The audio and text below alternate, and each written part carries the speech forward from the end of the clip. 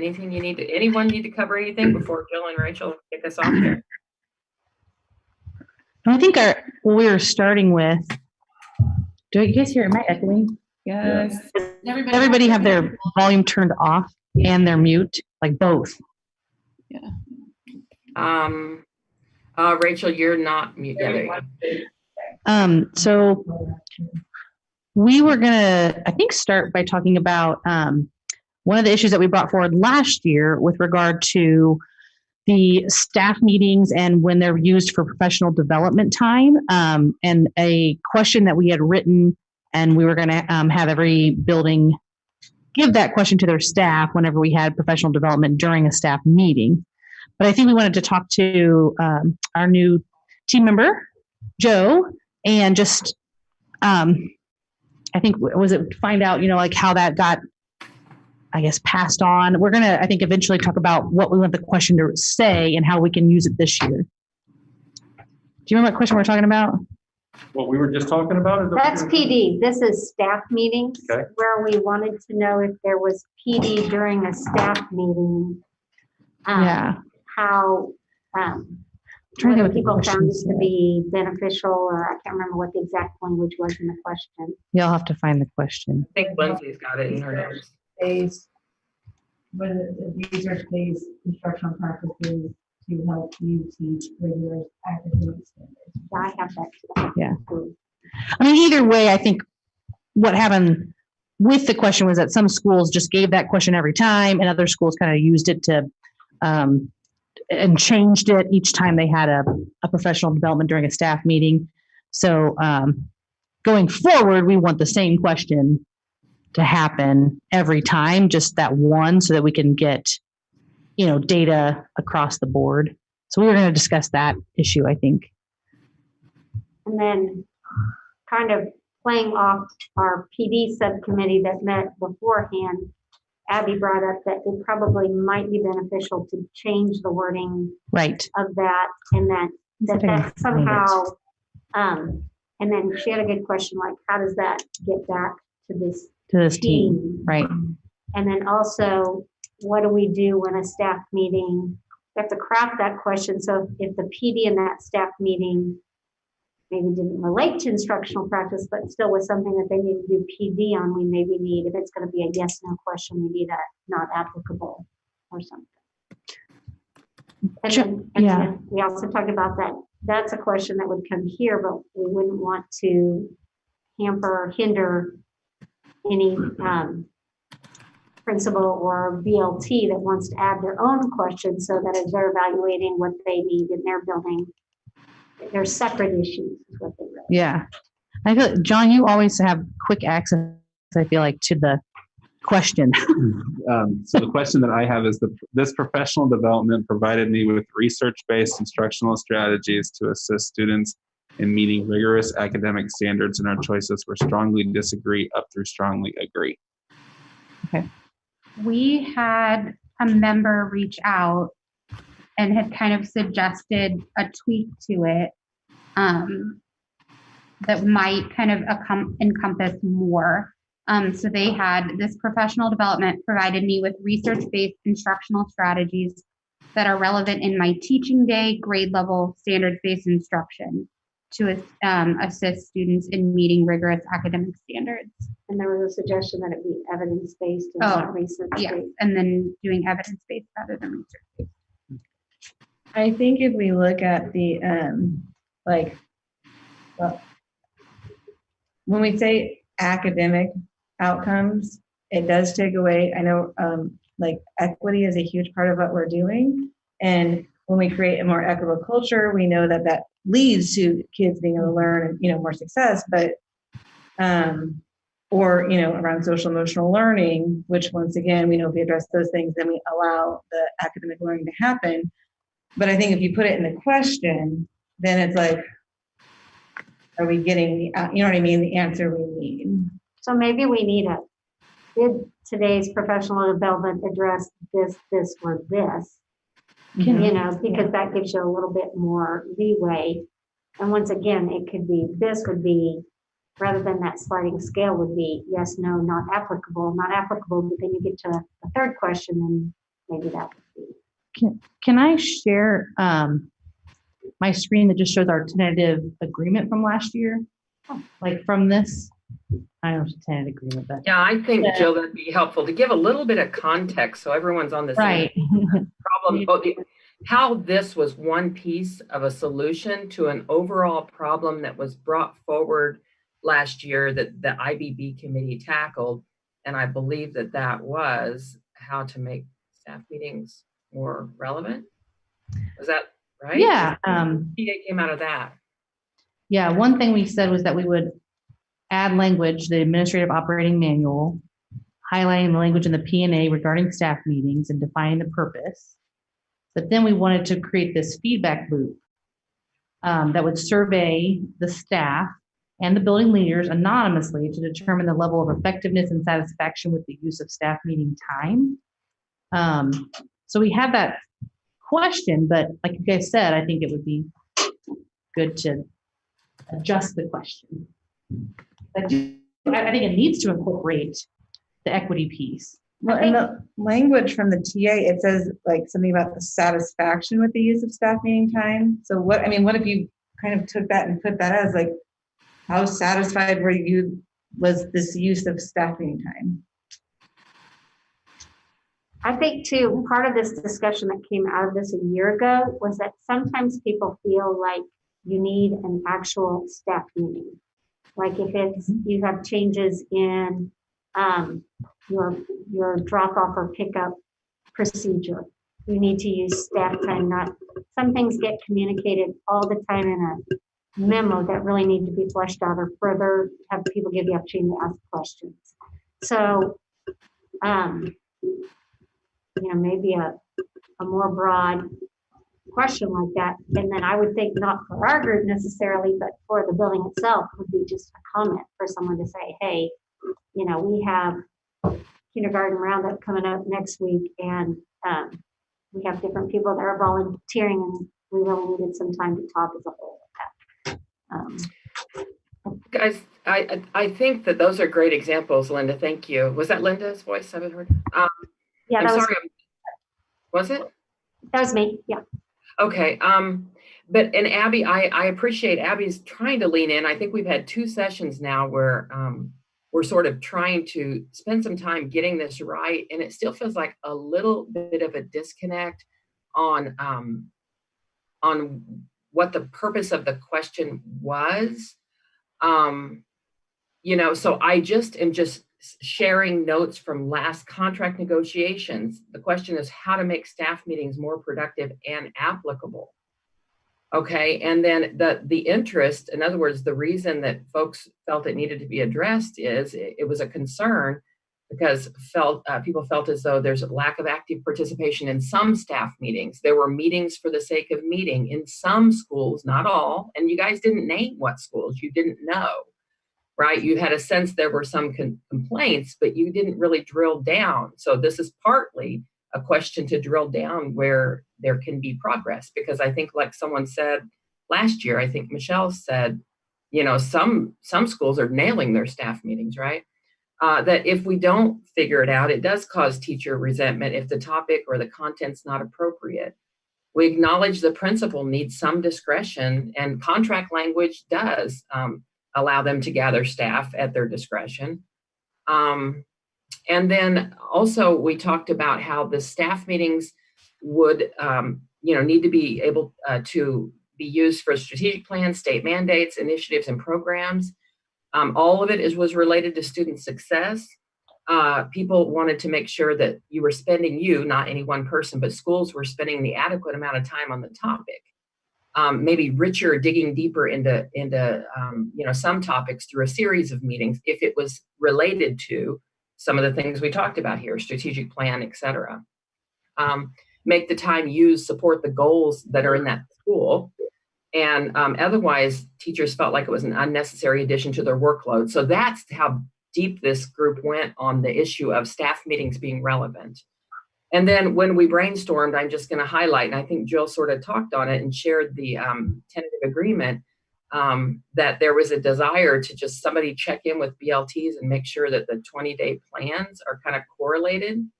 and talked about in staff meetings. This number 2, I think Michelle took it on, make sure that administrative staff, ensure that administrative staff are, making sure that 20-day plans are inclusive to the staff meeting. And then create a loop back to here if it's not occurring, so that you all can address, not in a punitive way, but address more specific issues in specific buildings around helping that building get better staff meetings.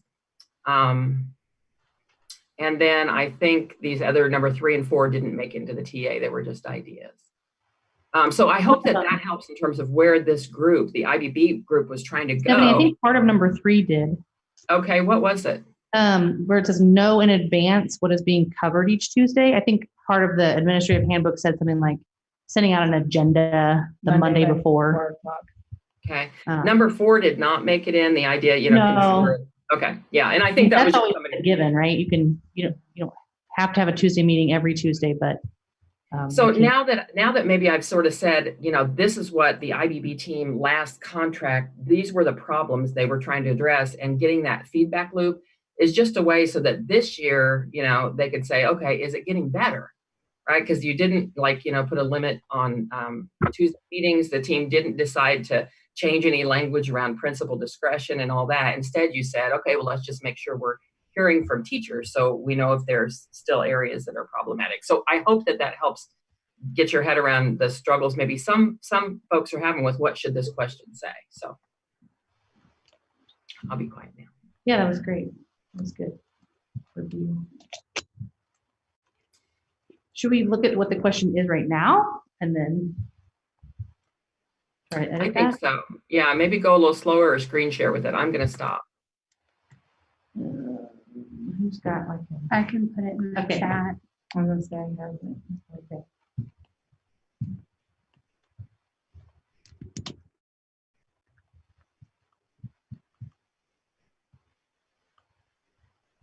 This professional development provided me with research-based instructional strategies that are relevant to standards-based instruction to assist students in meeting rigorous academic standards. And that's just a yes, no, or there's a scale? I think it was a yes, no. There's a scale. There's a scale. Okay. Strongly disagree, agree, and strongly agree. Abby recommended something that was a little broader, that there's benefits in each, very specific or broad. Abby, you had sort of a broad idea. Well, the word satisfaction was used in the TA. Mm-hmm. So that was, like if you're going to do a sliding scale, that might be. Yeah. Well, then you can also throw in your NA. Oh, not applicable. Yeah. Where would we be? This would be added to the needs assessment or to the survey that goes after? They're 2 separate things, I think. This is after staff meetings that are being used as professional development. Okay. Or in which professional development is being delivered. Okay. What I'm thinking is, based on what Abby said, if your staff meeting has to do with diversity, equity, inclusion, or with social emotional learning or something else, then I don't even know if it would be applicable to give the survey. And that was kind of what I was saying, is that our leadership team, we actually, social emotional learning was a huge focus of ours, and I've had several PD staff meetings around that. And finally, like in November, someone's like, we keep answering no, but the PD is what we need. We like strongly disagree because it's not around the academic standards. Why do we keep asking this question? So maybe it would be useful for our group for there to be something that the BLT or the principal sends back that says the subject meeting of today's staff meeting did not relate to instruction. Boom. So that's why we're not going, well, why is Comanche never responding to the survey? Whereas if we just say, they've been dealing with other topics, right? Because I can even foresee some people that are still hesitant on the equity and inclusion, saying they're not satisfied because they're just not, there are people that are not there yet in buildings, unfortunately.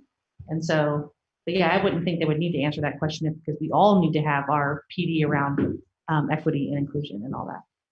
But knowing, well, I mean, I would say though that knowing that that's important to know, That's true. right? That is important information To know to know that your staff isn't satisfied with the equity training, right? Like either one that does like tell you that there's more tone and trust that needs to happen and we're not ready to move on, or two, maybe we do need to consider how we're presenting it to make it more applicable, relevant, meaningful instruction. Could we say, just take out, we could say evidence-based strategies that are, relevant to whatever to assist my students in academic growth. Because deep equity, social, emotional, all of that's going to contribute to academic growth, even if it's not based on an academic or instructional strategy, there's still strategy. I think it's just that that was, because that was there was a big conversation at our leadership team when this came up, was just well, is the purpose, it's asking specifically about academic standards or academic growth.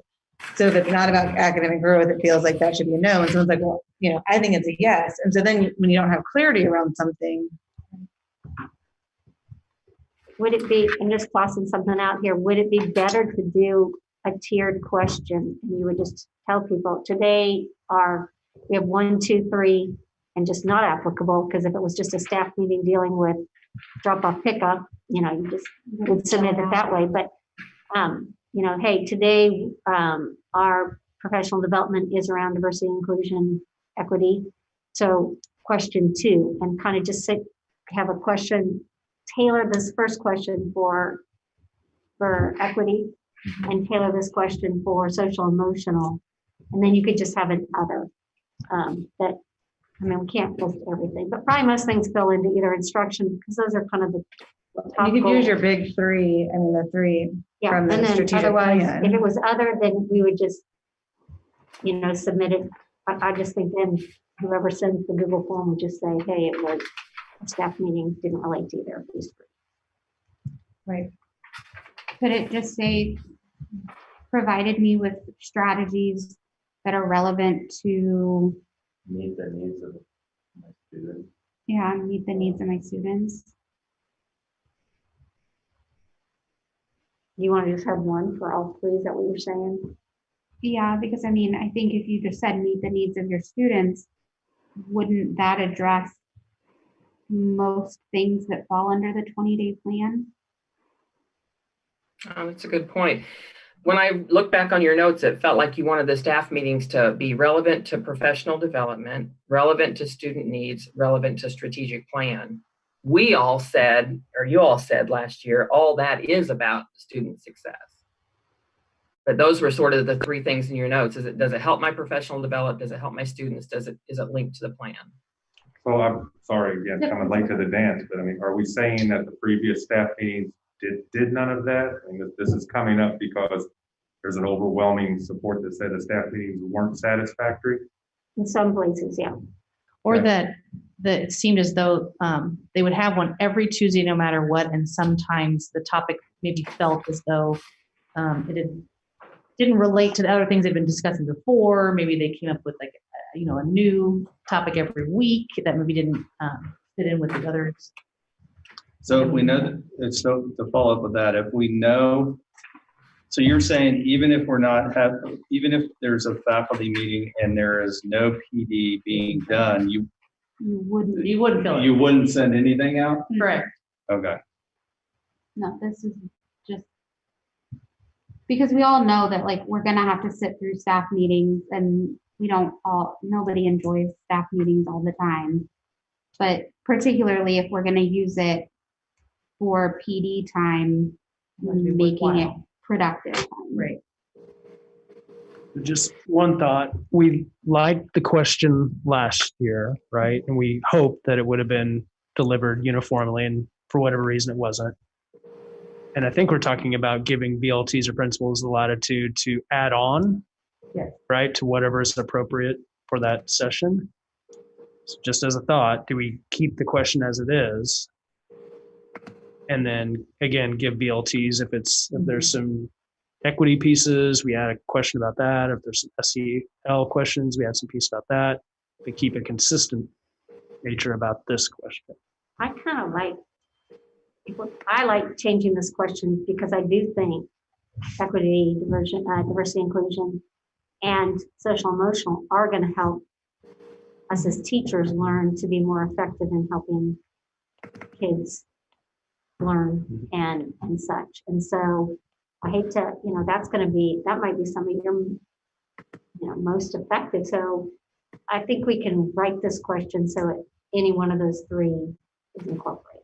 And then the BLT, I think that's just a question that is a quick yes, no, they know it every time. And then the BLT should have their own separate survey so we're not getting all this data that doesn't relate to what this team needs. I think you're probably going to have a double dip where someone goes and takes part of the survey and puts it into another one, because I don't know that this team can have access and my BLT can have access to an answer.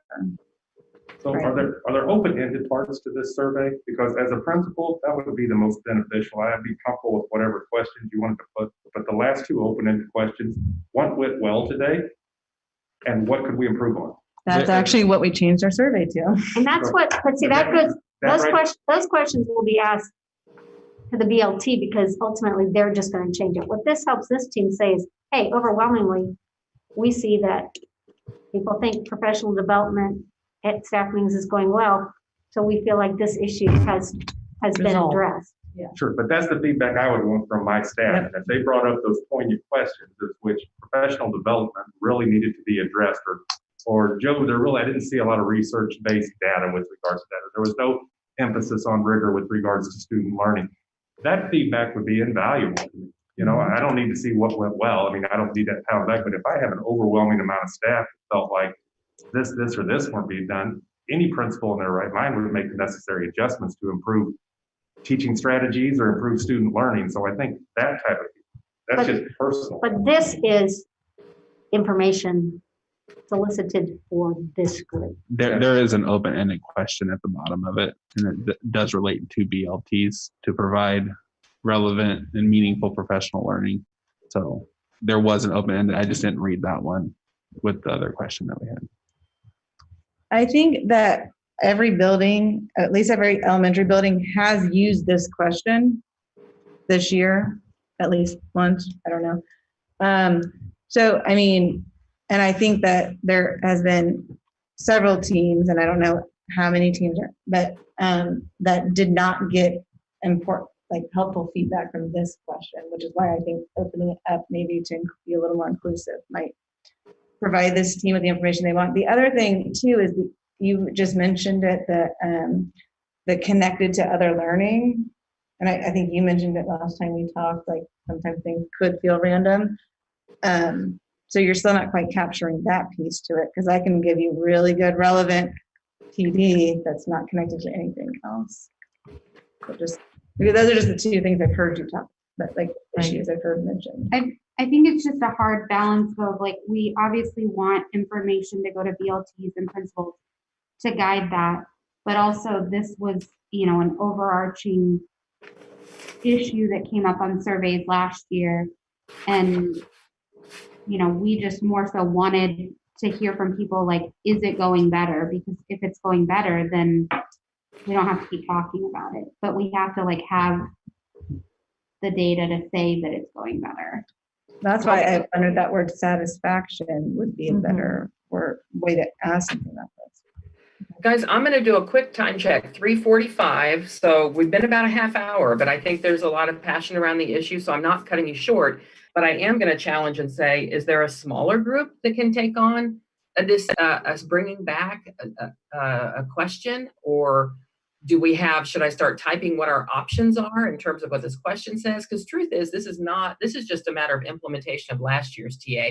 So I don't want to unpack it completely, IBB it, and seek consensus again. But what do you think in terms of where y'all go from here with this question? Is it a smaller group to come back here? I think I've heard three suggestions. Someone said leave question as is. Someone said make it more general so that we're going to just kind of hear from folks. And then I think Lindsay said, somewhere in between, right? Which is, was this applicable to your students or student success? So there's sort of three suggestions out there. Anybody have any genius idea on how we bring this full circle now or to closure? Does it need more time? Does it need a smaller group? I think you could start typing it up on the screen. I mean, if everyone else, that's what I would think. I put John, I John, put the you two dropped something options in in the chat that we talked Yeah. about. The other two. Can everybody see chat? Yeah. Yeah. John, what do you got here? Go ahead and just tell us what you're.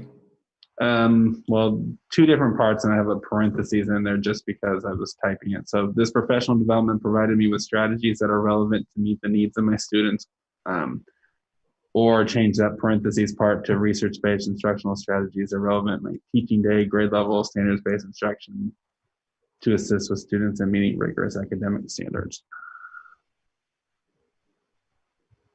And then Abby, was yours just please rate your satisfaction with the professional development provided today? Or Yeah. something similar to that? Yeah, so it was just, that was from the PTA. No, And then- I'm putting it in our notes. Oh, Yeah, and then Joe, you said something like what a principal would want to know would be, what was good about today, what could be better, or something similar to that. Was that right, Joe? Correct. And Linda made the point, this is really, I think the IBB team didn't want to get out and try to micromanage. And I think Michelle last year, I think was pretty strong about that. She's like, principals have the ability to do their staff meetings in their schools, right? But what the IBB team said is, well, we don't want to go, micromanage or figure out staff meetings in every school. We just want to know that the concerns that were raised, are getting better or becoming less of a concern. So the IBB team, their yes, no, or their, is okay. Like Linda said, like for the IBB team, we just want to know, hey, is it relevant? If not, then where do we go with it? Whereas I think maybe Joe, maybe what Abby's saying is they're wanting a little more, what I want to say, qualitative data, like, hey, well, tell me more, right? So that's where I think you guys are struggling a little bit, the difference between the tell me more so I can fix it versus the IBB team wanting to say, hey, we're just measuring whether or not things are better. John, I like the first one. This professional development provided me with strategies that are relevant to meet the needs of my students. I mean, if I go to a deep equity training, that's going to give me strategies to meet the needs of my students, I think. You want that on a sliding scale? Is there a way to say that one could be very satisfied, not satisfied? Yeah, I'd say sliding. And I mean, if it comes to be that there's, one meeting that a lot of teachers weren't satisfied with, then that can be addressed just within the building. Right? Yeah, I mean, we don't. And that's not what our we're gonna come TA yeah, that's not what we're looking for. It's Right. like, oh, look, this school had a, no, that's going to be addressed. It's going to be, if we see overarching that generally people are pleased with what's going on, then we're like, okay, we have addressed, we figured out a way for there to be a feedback loop, staff meetings, and that's what our TA does, which I'm glad you brought that up, because I was just thinking like, oh gosh, are we going to bring back this level of satisfaction data and like put it up on a screen here? And I would hate for one building to be like singled out, or buildings to be singled out as like low satisfaction. The way I see that is generally those issues work their way to the president. Yeah. So the president would go to, maybe next year it'd be Scott over secondary, or Pam, or Chris, and say, hey, I just want to share with you, I've got some concern from this building. Mm-hmm. And then, hey, what are you seeing? And then, bringing that to the attention. And then at some point I walk away from that, or I say, did your data bear that out? Am I just hearing from a couple squeaky wheels, or is that widespread? And sometimes that's just, and that's how we do in this role, how we do a lot of things. Is that, hey, Mike, I'm hearing this here. Mhm. Look at the data, and then lots of times I'll just say, okay, I'm just making you aware of it, and then I can go back to my people and say, hey, they're looking at this, and it doesn't become very. So I don't think any of us want to examine staff meeting data. It's like, it's a way for us to say, hey, look, overall results from your building are amazing. So maybe you need to go have an individual conversation with your principals. It's ultimately the solution was putting it in the administrative handbook and then that going out the administrative team. And this was just our way to measure, did our solution of it going out through the administrative handbook solve the problem? I definitely don't think it's like a gotcha of like, Yeah, Lindsay, I think you just nailed it. This was just the measurement on the solution that y'all came up with. And I think the fact that the solution was, there was consensus that is something for the administrators to be spoken with about in terms of, what would be helpful. So you're just measuring it. Also, I will say, I know we do these meetings in a public forum because you guys are under the Kansas Open Records Act, but it's not like we're looking to bring the results back on an agenda. This is like for folks that are still, making sure last year's TAs were implemented. And also, if surveys come back from, NEA staff or faculty or educators that there's still a problem, or when, building reps get approached with teachers that don't think Tuesday is a good use of their time, it gives them a little data to say, doesn't seem to be, your colleagues don't seem to agree, right? It's just getting a little factual about the issue so you guys don't get sidetracked with something that may be becoming a non-issue. That's how I saw it, guys. So do we have consensus on what the question is going to say? I don't know if I'm helping or hurting this situation, guys. Can you? You want me to put it back in again? And does anything preclude Abby or Joe as a building principal from asking the question that they want to know, that they get the qualitative data on, or no? I would say no. no. Because each building got a copy of the Google form, right? So then you could add have that be number one stays the same every time, and then you could add as many other questions as you wanted or needed. And there's still the survey and my learning plan too that they can access if they want to as well. Yeah, good point. I like the simplicity of the first one. Everybody's looking in chat, correct? You're welcome to screen share if you want, John, but if you got it in chat, that's fine, or whoever's typing it. Do we need to add, because the answer choices are very satisfied, satisfied, not satisfied. Do we need the Somewhat satisfied. or Like just five. like not applicable? I don't know. Because that Would was you the just thing that I not- caught. Or Would you just neutral. not give this Or survey? neutral. Yeah, I guess. Do you have to use I think it's the better to- words? Can you just say 1 to 5? 5 is very satisfied. 1 is not. Extremely, yeah. I don't know. I think it's better to have the 4 answers rather than the 5. People Got it. will land in the middle Right. oftentimes and not give you a real response. Okay. But that's just my opinion. Yeah, I like the very satisfied, satisfied, somewhat satisfied, not satisfied. And if this is a staff meeting that doesn't have professional development, or then you just don't ask Don't do that it, question. Or don't even do the survey. Yeah, Yeah. Don't even survey, yeah. Yeah. So Joe and Abby, I know you guys are new on the team. Did we do IBB refresher with Joe and Abby, or just Abby? Refresher training. Scott, too. I'm mad at In the Scott. refresher Yeah, okay. training, did we do the 4 communication styles or the work styles? Nope.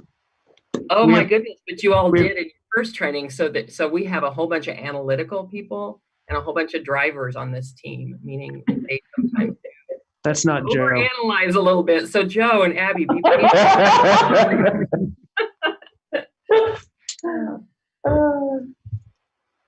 So anyway, okay. That's part of Joe's homework. So when Take the are we test so we know envisioning which this lane you're in. like immediately effect? Like we're sending this out and it'll be added to surveys going forward. When can we implement? And that's a good question for Abby and Scott, in my opinion, I would say after spring break. like starting fourth quarter. Yeah, I mean, I think you still need a way to collect this information back to the team, because each building still has their own survey. I see what you're saying. You're saying that if you give out your own survey where the first question is this and the rest are your own, how do you get us the data from Just just the the one. first question? Well, the Unless point, there's a way to do that in Google, I'm just not. it's not, there is, Oh. especially in the spreadsheet part.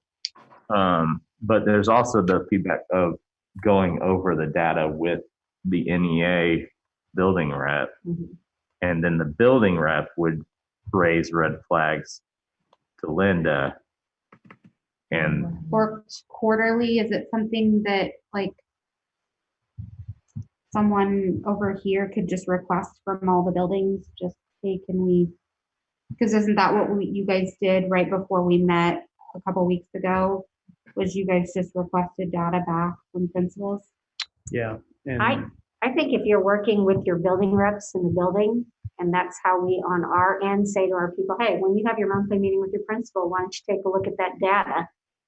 If it's all favorable, I don't need to get 50 pages of everything's favorable. And if it's not, then building reps will let me know, and then we'll figure it out from there. So I think it can be on the same survey, and then if we could just reinforce, I don't know what it says in the administrative handbook, if it follows our TA, but you're definitely having those conversations in your BLT. Should just be a quick conversation with the monthly meeting with the BR. And in most places, it's just going to be, hey, that was great, or, yeah, love to have a follow-up on that. I'd like to dig deeper, but like I say, we have a system in place where we're trying to resolve concerns and issues at the lowest level. And so if there's good dialogue going on between the BR and principal, which I think, and we have really strong, we've worked to really build those relationships, and that's where that discussion should be held. And then if there's an issue there, and that's when they're going to reach out to me saying, hey, I'm not getting anywhere with this. And I would probably come back to Scott, Christy and Chris. No, Chris. I mean, I'm thinking, who is the Christy and Chris. Christy and Chris. Should be Christopher. I'm just naming a little Chris there, but yeah, that's who I would start with. Would be just starting there. I don't disagree with that, but we wanted that data like this year. This group, this body. Do we still want to find a way to aggregate all of this across our 45 buildings for that purpose? Okay, so do we want to go? Good question. Do we want that, or do we want that to be? I do like the idea of the local level, like a building rep meeting with the principal every month, like they do, and this being part of something to discuss. Do you know what I mean? Yeah. But maybe there would be a way at the end of each quarter, we just get not even building specific, but how overall is amongst our buildings, what does that look like? I would love to see this be solved at the building level, and hope that those relationships were solid enough to be able to have those discussions or discourse. I mean, and if you get some outliers that want to come to you, then I think you should be comfortable speaking with Scott and saying, hey, I got a couple buildings here, or with Christy or Chris, and having just a small meeting to address those. I mean, that's the way I see it. I think the data from this year at the secondary schools have not been consistent with the survey based on the pandemic and all the things that we've been going through. And so I do not think any data this year is going to be very valid, to be honest with you. I think we're trying to finish up the year in the most positive manner possible for kids and for teachers. I don't know if we're going to get solid data this year. No, and I don't think we're interested in the data. I think what we want to know is that, hey, if I hear from looking at John Brookridge that staff meetings are not doing that, then I would like to be able to think that I could contact Christy or Chris and say, hey, Chuck, can I see what the survey data looks like? The first thing I'd say to my building reps is, well, what does your survey data look like? You should get a copy of that. I would be agreeable that would be a way for that staff to do that, because when you meet, here's the survey results from the last 1, 2, 3, 4 staff meetings we've had. Sure, absolutely. Because it would just show up as a pie graph of the 4 ratings, basically. Right. And I mean, that I think would be pretty easy to just put into a spreadsheet together and graph it. As well as the principal should have their agendas, from those meetings of what was actually discussed. Some send it out to the staff, some don't. So all of the data, they should be completely transparent. And I would like to think that would be a fairly manageable solution to fix with our principals and with the director, with the staff feedback. So I think last year, as we were just trying to envision this, we were thinking, well, we want a feedback loop. Well, in retrospect and looking at this a year later, what we really want is that feedback loop taking place at the building. Yeah. And I would hope that the secondary and elementary coordinators, directors would, be saying, hey, how is your PD going? What's your survey data telling you? Just like I'll be saying to my BRs, this is something you need to include in your monthly meeting with your principal. Those discussions should be taking place every month when you review the 30-day plan, how our faculty meetings going, what your agendas look like, what events do we have coming up next month. All of those things should be discussed. How much is time set aside for professional development? I know that the secondary schools do not have faculty meetings each week. So it's a little different scenario, but those conversations should be taking place all the time. And I think to chime in on that is, as we were looking at this before, it was focused a lot more on elementary.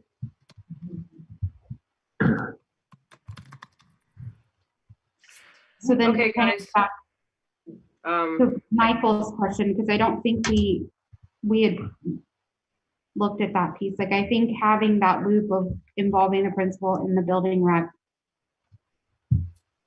do we want that at all to come back to us? Like, I think so it's that we okay. can check it off and, like, as a team say we're done with it, or Yeah, I just think we felt bad that we couldn't gather that data. At least I did. And so long as we're super transparent and open that, hey, we're going to let this be handled at the lowest possible level, then through Linda and the directors and so on, and we're not going to be able to aggregate this across the entire district And I don't unless we find a mechanism to do it, and which we clearly can. But I think what we would ask of the district coming back this time would be that it is highlighted again for the administrative handbook at the beginning of the year that you will be surveying your staff and that you will have those discussions with your VRs. And then on our end, we will have discussions with our building reps saying, hey, you need to, this is something that, you're going to work with your principal, and if everything's going great, share that back, with your members, and then if there tends to be an issue that does come up in different buildings, then we will deal with that as we do. sounds highly appropriate to me. I think it will be more effective I think it'll be more effective in the majority of our buildings if it is that. Agreed. Group. And I would hope that there would be at least, I would hope the building reps would be on the BLT if they can, if they would do that in a lot of buildings. Not always, that doesn't always work because people have time commitments and such, but. do we feel like there needs to be any clarification as it goes out to buildings again of like what the purpose of the survey is? Or do we feel like people understood that this was coming from the IBB team and that it was to address professional development during staff meetings and the relevancy? I think it's kind of self-explanatory that they know that we're wanting feedback in order to improve. It won't hurt revisiting it. I mean, I think it's worthwhile to revisit it, but they will put it together. I mean, we made it an emphasis 2 years ago. I think it's extremely important to revisit it, go back over why.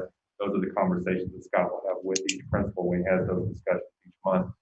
Also goes through the building rep, and it's also discussed with the BLT. So there's several checks and balances in place for it. I don't think it ever hurts to revisit. So I kind of just typed, it's in our notes, but I kind of just typed up kind of what we said. Buildings are going to own the Google form, and I'll add the question in there.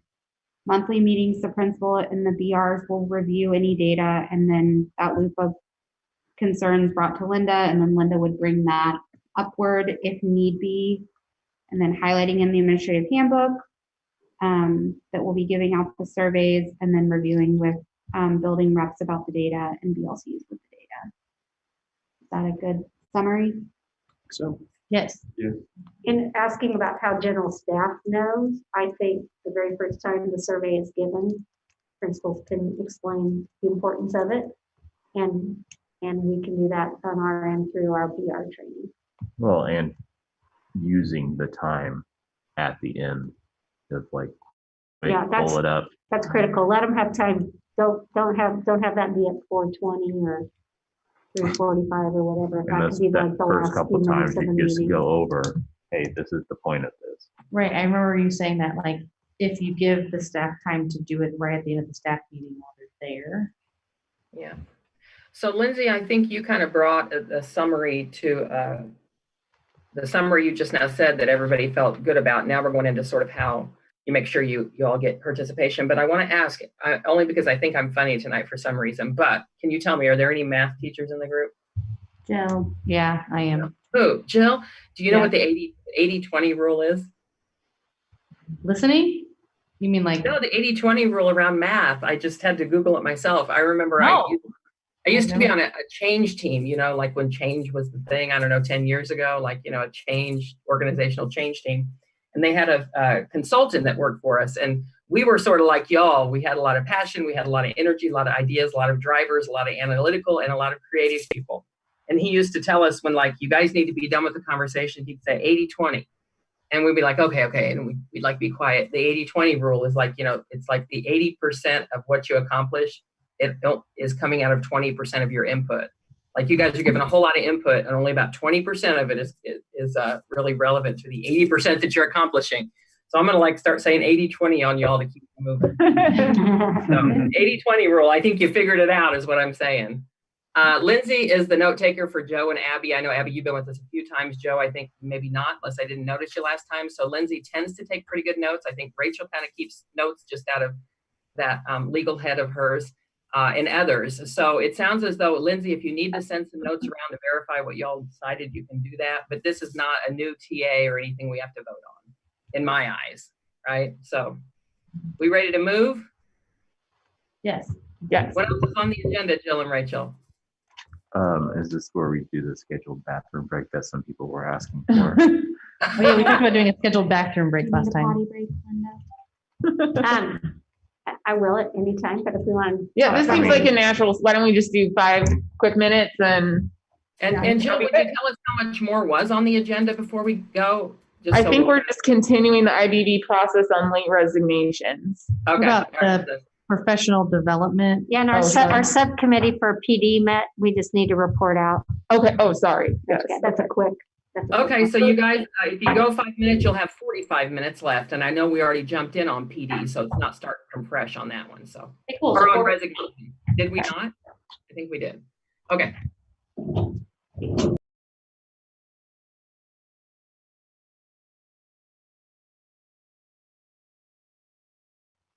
A second, the Shawnee mission, what number was it? Shawnee missions issue. 5. It was number 5.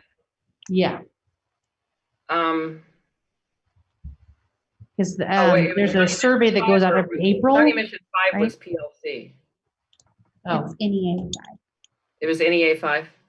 To catch everyone up, I know we want to move forward on time. thank you. I think NEA 5. NEA 5. I think might be helpful because I think it might have helped last time. I'm going to only take 60 seconds, maybe less, 45 seconds to catch everyone up, both observers and new folks. NEA 5 was professional development time. The challenge was, how do we guarantee that it meets the needs of staff and students? I won't go through. What I'm sharing is how you framed and focused, right? You wanted a personalized approach, delve deeper into topics that are relevant, more time for topics that are relevant. You wanted to make sure that teachers had the opportunity for vertical and horizontal collaboration, clearer plan, content specific. The issue came up just in terms of framing and focusing the problem, that there was no interaction with other teachers on WebEx, but WebEx did fill a need. More options for self-directed PD, more variety. Someone brought forward, there used to be a model that was a little more supportive in terms of meeting standards. And some said some of the problems, around PD right now are COVID related, some are not. So just giving some background on why you're even talking about professional development. The interest that the IBB team identified, remember, we're always trying to say why we want to solve the problem, so it's not personal. We said educators want to grow and improve. We want to provide more stability, predictability. It does impact student learning. You want to grow professionally to meet student needs. Must have skills and platforms for efficiency. Get the full value of the cost of PD. That was, I think the district brought that forward as an interest. Licensure requirements, meet mandatory state and district training requirements. It's part of the 5-year building plan, strategic plan. If you don't have developed teachers, you're not going to get there. It's the why of what we're learning for our students, and the interest in collaborating and understanding how we help the role of the PD director. So IBB team wanted to make sure they weren't stepping on toes or taking over the role of the the PD director, but wanted to make sure that the work the IBB team is doing around PD supports whatever's going on out there, not to take it over. You guys brainstorm solutions, and a couple of them were requiring report backs. Okay, but this is the list of solutions I'll have on the screen when you want me to. And Linda, now you got a report. John, you want me just to read? We came up with 2 potential questions that Joe is going to take forward for the needs assessment. There may be some wordsmithing to it, but we think we got the gist of it. So the first question we'll add to that survey is, what percentage of professional development this year has been applicable to your content area and or grade level position in the district? And that will have like a sliding scale, 0, 25, 50, 75%, 100%. And then the second question is, would it be beneficial to have the ability to meet in vertical teams across content area, grade level, feedback pattern? Question mark. The only caveat there is that we want to make sure that somehow we get some sort of wording in there for non-classroom teacher related, like social workers, counselors. But that one maybe in that second question, when it is not applicable to certain staff members, would they benefit more from the vertical teaming or PLC? And so that way they would have a designated time and space to be doing something to helping them profession. So that's good. And like if there's any changes at all, I will email back both of you just with the suggestions. Just want to run them through, and we should be good on that. So yeah, so I think we'll get some information there that will help our new director of professional development, and then also building principals as well, and BLTs, I assume, who have a lot of decision making in that. And just yeah, or how if I just forward everyone the email? Okay. Does that sound good? So Linda, was that the last part of the, and can you guys remind me, these were brainstormed solutions, but did we seek consensus and did we have a TA? That's not my note saying you have a TA. That's just when we get to consensus, we usually type where you're going with it. Did we have a consensus plan, or we're just working off the brainstorm solutions right now? I think we did have a verbal consensus last time where we agreed that we would convene this subcommittee, come back with 2 prompts. Dr. Gilhouse would then run it through executive leadership team. We would throw that into the needs assessment. And just as a reminder, the current plan is to do that, plus add the mental health survey to it, as well as DEI questions. So one big survey instead of multiple ones that would go out in April. Okay, so Lindsay, do you have, thank you, Dr. Shoemaker. So this is really under subcommittee draft some questions for needs assessment survey, right? That's been done. And then the add mental health and DI questions. Yes. We already have those. There's nothing that this team needs to do. Okay. So this was the verbal plan. Guys, I'm sorry I didn't take good notes here. I don't know if Lindsay or Rachel could help me out. Was there anything else in brainstorm solutions that needed follow-up, or you guys, that was just where you were brainstorming and it all came together with that subcommittee? Yeah, I think we decided this was going to be something that couldn't be just like fixed. You know, we needed to survey and get information from teachers pretty much kind of every year, really. Yeah, and we thought, since this is a new professional development director position, that, I mean, anybody would like some initial feedback coming back. Doesn't mean the person's bound to act on it, but at least they have some place to start. Right. Okay, yeah, that's right. You guys were saying this is more of a systematic approach. You know, there's a team that does that. It's not a one-time fix. I think these were just your notes that led to, yeah, the subcommittee drafted questions. Did anybody need to hear those questions again from Linda, or we? I think I emailed them to everybody who didn't get them initially. They're in the chat too. Yeah, and John John put put them them in the in Thank chat. you, John. Everyone types better, faster than me. Copy, cut, and paste. So is NEA number 5 PD time done? Well, I think it's pinned. I think Yeah, it's we the put a same pin in thing. I think it's the same thing as we Staff did meeting. for staff meetings, is we can say for this year, we've maybe reached an endpoint, and it is a possible topic to go back to for next year, to check in on. Because this was a discussion item anyways, right? We weren't looking for, contract language. I would hope that if these questions, get wordsmithed and they kind of give us the data that they want, that those would be questions that would be ongoing as part of that assessment. Mhm. Good point. Absolutely.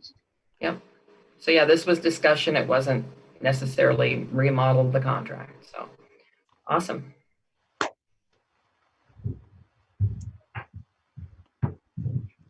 Okay, so I think we're on late resignation now, and I think it's just continuing to IBB that. Okay. I'll go ahead and Part of the process, I think we talked about interest. yeah, I'm pulling up notes now, guys. Can everybody see in terms of the font size or? Is that okay? Yeah. So late resignations, here's what I've got. I know Lindsay and Rachel, you may have other notes that help. The problem or the issue statements was how do we ensure highly qualified teachers in the classroom throughout the year? Now, when we call it late resignations is because when it was sort of framed and focused, I think the district brought this one forward. The focus was, the concern is, late resignations that come in struggling for coverage in the classroom. Some of the conversation was about the penalties, only $1,000, sometimes not even collected. There is a process of waiving it for extenuating circumstances. There's an established time frame folks tend to know, or you can look up either in the contract or legislation or in the master agreement or the teacher contract. There's established time frame that folks are going outside of. Jay or John brought up there is a penalty from the Professional Practice Commission. They may suspend a license for the remainder of the contract year. It does not happen often. And then where we've got how often does it happen, I think that was late resignations. And then here are the numbers. They're on my screen. I think Dr. Shoemaker provided. Those are late resignations the past 4 years. Yes. And Yes. see the spike in 2021, I think, with the health concerns with COVID, I think you'd said, the increase. Then we got into some discussion on, are there exit interviews? Why are people leaving? I think Linda made the point that it's a challenge to find a higher paying teaching job in Kansas. Shawnee Mission's it's not a low paying district particularly. So if they're not leaving for salary, are there untenable situations? Could it be related to workload? That was just a question. Wanted to know what time of year they could be leaving. Someone make the point that, keeping an unhappy teacher, like increasing the penalty and keeping an unhappy teacher is not always the best thing to do for student outcomes. But, and then wanted to know, is there a difference in grade level? Is there, elementary, middle, or high school folks that have more late resignations? Someone acknowledged the district penalty is relatively low, but I think Rachel made the point that it's demoralizing for administration in some ways because administration's making a commitment and in goodwill, assuming that folks won't just be flippant about late resignations. So there's some frustration. Then we started talking about this special ed and other hard to cover teachers. I don't know what we said about that other than acknowledging those were late resignations are especially problematic. I don't know that there are any more. Here were the interests. You guys said that exceptions should be reasonable and not, maybe Jennifer, Jill, you mentioned we got to interest. You're going to be better to articulate interest if you want to go through my screen. I'm okay with those notes, but on the interest, I think you're going to be better to remember what we said about that. Do you want to read interest? Yeah. Exceptions should be reasonable and not negatively impact students. I think this is when the district makes exceptions. They make an exception and waive the penalty. I think we kind of got to a point where we were jumping between interests and solutions, like back and forth, that maybe things got muddled a little bit. Okay. Lindsay, or like It might be helpful if we just have, maybe because this is Dr. Schumacher's department, he can sort of maybe quickly sort of review what the district interests are, and then we can hear from someone from NEA to review what their interests are in, the agreement with respect to late resignations. We probably all have a good idea of what those are, but maybe just like a summary. Sure. So yeah, we'll work off of what's on the screen. So just in general terms, our interest would be that, I guess as a lead-in, we spend a significant amount of time recruiting and hiring, and hopefully retaining the best possible teachers we can find. We feel like we do a really nice job at that. Many of them exampled in this room. So it's problematic. Our interest would be to keep those people once the school year starts in that classroom, because they're the best, and it provides consistency for our students, so that they can meet the best outcomes that they can have educationally, social, emotionally, all of the different things that we're providing our students and our families. When we have those late resignations, that upsets that greatly. We have to scramble to find a long-term sub, and I don't know a kinder way of saying this, just by the nature. I mean, we got the best when we got the best. We're not getting the best at that point. So we're putting I don't want to say this kindly, not the best possible solution in there with our students. I can give you a little history on why it began. Sure. I don't know if that was discussed previously or not. I don't think we went down history road. So without some form of penalty, even though you could bring the deadline up as many times as necessary, so that we knew that somebody was going to resign. People, if they were disgruntled, would wait till the very last day contract, and then we would be even more of a critic, as Michael just made reference to, with getting quality teachers to replace them. When that number kept getting higher year after year, that was when the idea of the penalty was put in place to let teachers know way ahead of time. Please communicate if you're resigning at this time or leaving the district, so that we can replace the instructor in the district. So I think those numbers that you had there, those numbers were growing and growing back, and it's been in place for, I want to say, 12 to 15 years. We're talking about I think we're talking about two separate things. $1,000 penalty. And that's the $1,000 incentive. We're talking about the penalty when they resign. During the school year. Okay. Yeah. And they Is leave that as in like the MA, or is that in their individual contract? No, it is part of the PNA. professional negotiated agreement that's incorporated into their individual contracts. But we had to do a MOU on this year? Yeah. this year because it got left out and dropped off. It sunsetted The incentive. Oh, the incentive, yes. part. Yes. Yes, definitely. The teacher knows they're going to resign or retire by the year, but they know it by February 1st. They tell the district they get a $1,000 incentive paid out. I'm having trouble hearing whoever's talking. Oh, darn it. I was muted. Yeah. I was just saying that we have an incentive program where if you know you're going to retire or resign, at the end of the school year, and you let the district know by February 1st, there's $1,000 incentive that goes with that payment. Not penalty. Not until you finish your school year. Mhm. But that's separate. Separate than this. Yeah. That's where you're within the resignation time, but even ahead of it, for an incentive to be ahead of it. So can I back up? So Dr. Shoemaker made it really pretty simple here, and I don't know that we have to tease out interest. He said, we recruit the best teachers and we want to retain them, so we've got the best in the classroom. I mean, that's a pretty simple interest. So the second one that we said exceptions should be reasonable, I think that was an idea to review the exceptions, because down under solutions, when I scrolled down, I saw review, the reasons for exceptions. So can I take it off interest? That was an idea to solve. Ensure best educators possible for all students to get best outcomes. That's another way of saying what Dr. Shoemaker just said, and I think he probably said that last time. Now, an interest that was raised last time was fairness in honoring the contract for both parties, obligations to families for the best teacher, a commitment to families, reputation and the quality of the district. All this really relates back to having the best teachers.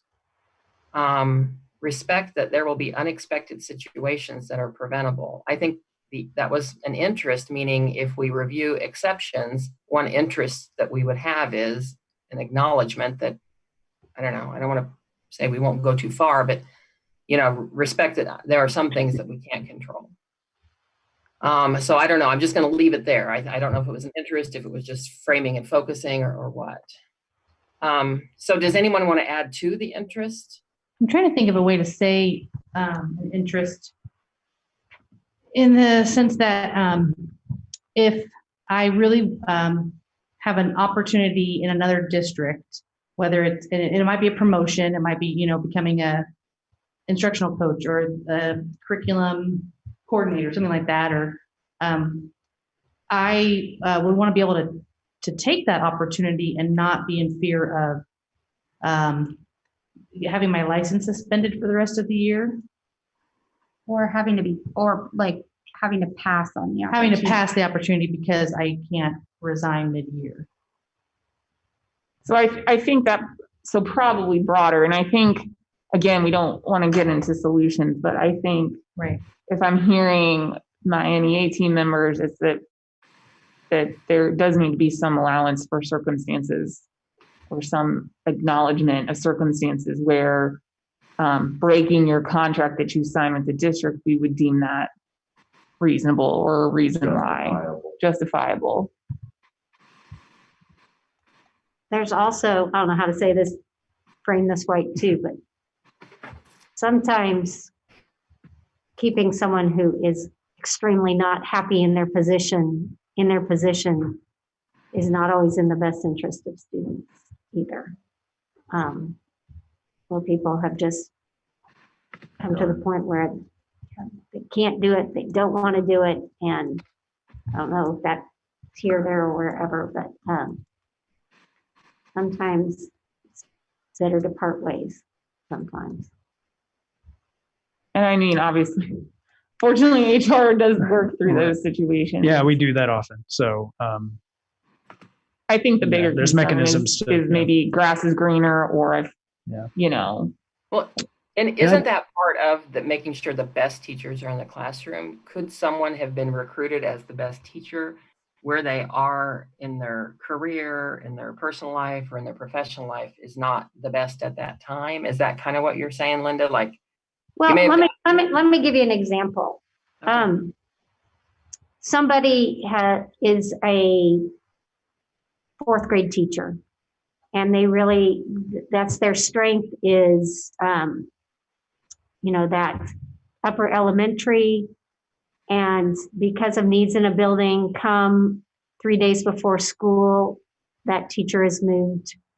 It's deemed that there's not enough students for that section, so that teacher is moved to a first grade position. And that teacher, or the vice versa, the person was a first grade teacher and they're moved to be a fifth or sixth grade position. And it's such a change in how they perceive their job to be that, you know, that we've had instances when those changes occur well after the statutory date, and really the essence of what their job was has changed. And they don't want to do it. They're not a retirement age, so they can't retire. You know, their option would be, you know, to resign. And one way or another, that person probably is going to leave. I have dealt with situations like that almost every year that I've been here. Sometimes you can coach people into staying, you know, take a deep breath, people will help you, but sometimes people are like, that's not what I would do. Yeah. So, I mean, I guess we need some, I would need some clarification as to what, I mean, I could respond to all, I mean, I could respond to that, but I just don't know if that's the appropriate tact here. I mean, I think we should focus in on the interest of the specific, you know, question I think for me, it's super simple. I mean, there's mechanisms in place to ensure that people are placed in the right opportunities. But once you sign that contract, I mean, you're in that contract, and we have to rely on you to do that job. So I know that there are area districts who will pay the $1,000 for someone to break their contract. And I feel like if we are saying that we're not wanting people to do it, are there times that Shawnee Mission does that for people? No. And I'm not aware of other districts doing that. They may be doing that, write them a $1,000 check. I don't know. But we don't do that. No. I will tell you, I just think personally, I have a problem with it because I know what we've done to that school. No, I get that. I'm not like Yeah. pointing fingers at anybody. I'm just curious, like, if that's a practice. But we have offered jobs to people if they can get out of their contract. Sure. Because that's been on the Right. HR agenda. Absolutely. Yeah. So, I mean, okay.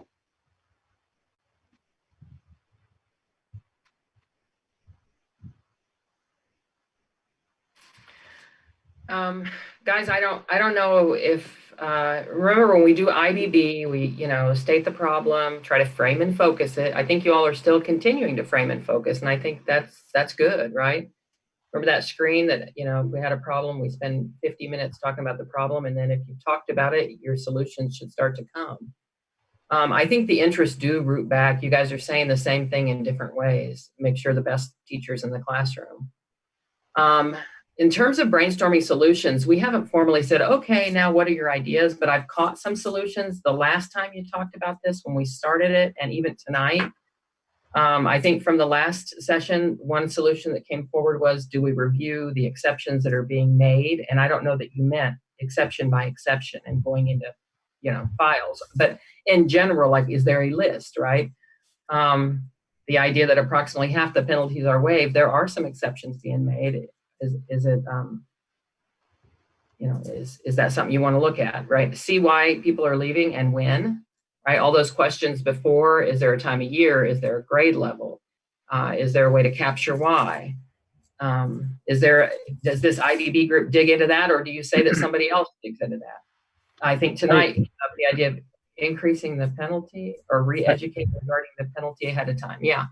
Stephanie, I would just submit, and this is just Mike's opinion, that would be putting the ladder on the wrong wall. I mean, why people are leaving, when they're leaving. I mean, that can be a separate IBB issue that we can tackle. That to me doesn't matter. We're leaving our classrooms with a less qualified person. That's the plain and simple nature of it. I do worry about us a little bit taking our district issue, which was commitment to the contract that you've signed, and sort of blurring it with a staff retention issue, which I think is an important issue, but is sort of unrelated to the issue that we raised, which was, commitment to your 1-year contract that you signed. But I see that they are related though, because there would be, if there's something that's happening throughout the year to you that, that makes you not want to be in that particular classroom, or who knows what the circumstance is, then you would think about breaking your contract. And you're sending someone else potentially into a situation that you'd want to know why someone's leaving in the middle. But the issues really are contractual P&A language that has to do with how we have agreed between NEA and the district, how we handle breach of that contract. Okay. That's why I'm just, those are absolutely important issues. I don't want to downgrade those in any way. And there are cases where, certainly that happens. People are unhappy in their job and they leave. But for us, I think what we're looking at is that the P&A language is not working for the district because it's resulting in classrooms not being covered by a highly qualified teacher.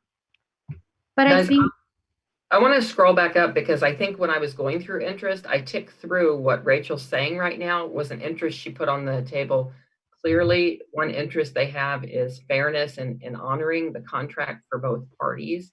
So I don't think I emphasized that. I kind of just slid through it. So this is not the first time. Rachel, you've raised that as an interest. We want to be able to have a contract that the parties can and will honor, right?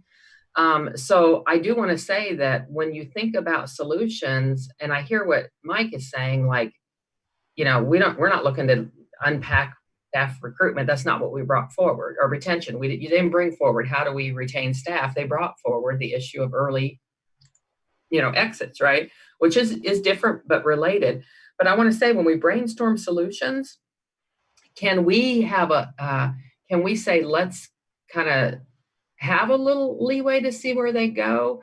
And I say that because if you brainstorm solutions and they don't meet the interest up here, then they're not going to be solutions that you adopt. And then if you brainstorm solutions that hurt the interest up here, they're not going to be solutions that you adopt. Remember, we said our solutions, you have to test against the interest. Is it going to create, you know, fairness and honoring the contract? If it doesn't meet that, I'm imagining Rachel's going to say that's not a good solution for our interest. So, you know, I mean, I hear what you're saying, everyone, guys, but I would say in this area, if you can get comfortable with your discomfort around some of these are going to overlap into recruitment and retention, I am going to try to pull you back to your interest. So we have a little bit of a stop gap, if you will, there. But I do think there is like valuable information in seeing when people leave. Like, I know that finding someone in June is difficult, but finding someone in, you know, October, I feel like would be even more difficult, right? Well, So I think there is a piece of the win that could be valuable information for us to at least look at. Do you have like an idea just in your head, Sure. of like when we face most? Just it's throughout the year. I mean, it's sprinkled. And Lindsay, I don't think I disagree with you that as you get, you know, you get to December, you get your December grads, and you got a different pool. And then further out, you get from May graduation, the further out you get from summer graduation, it gets harder, right? But in general terms, they get scooped up quickly, and then it's just kind of it all is hard in that area. So I would agree with Mike, though, from a principal standpoint, any time of the year is not good when they leave. I mean, regardless of August, October, February. Well, I've got a question back to Lindsay or anyone really. So even if you knew when they were leaving, is it a stretch to imagine your solutions would be built around that? I'm guessing it is. I don't know.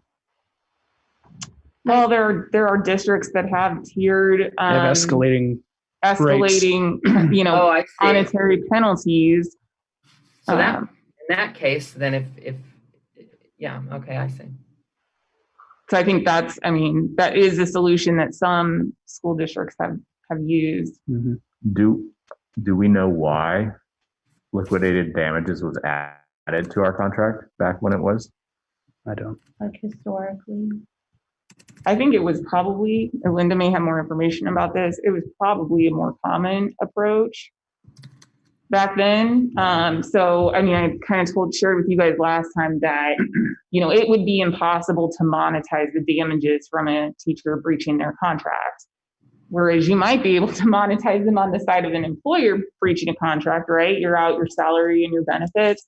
On the other side, it's impossible to monetize the impact that has on students, on families. And so you kind of just pull a dollar amount out of the air that you say, hey, we're pre-agreeing that this is what it's going to be. And I think the reason why we raise the issue, just to summarize it, is that that's not a stopgap for people who have found greener pastures or just can't keep the commitment that they made when they signed their contract.